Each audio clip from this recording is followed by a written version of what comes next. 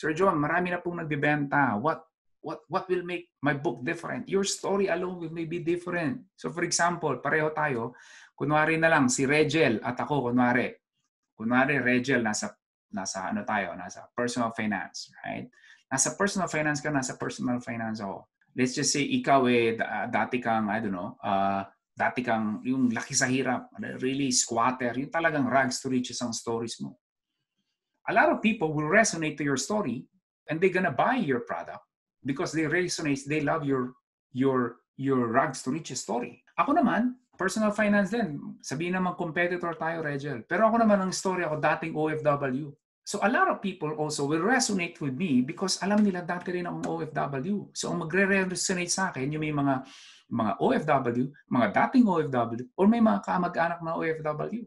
So we might be in the same industry, but we were gonna serve two different people.